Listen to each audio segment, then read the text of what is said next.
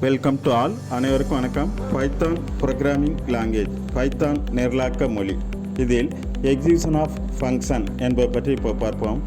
The Python execution of function is used for the dynamic execution of Python program, which can of either be a string or object code, and it accepts large block of code, unlike the execution of function which only accepts a single expression.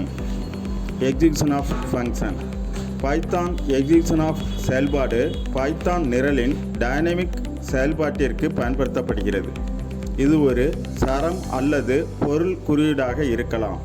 மேலும் இது ஒரு வெளிப்பாட்டை மட்டுமே ஏற்கும் எவலாஃப் செயல்பாட்டை போலின்றி பெரிய அளவிலான குறியீட்டை ஏற்றுக்கொள்கிறது.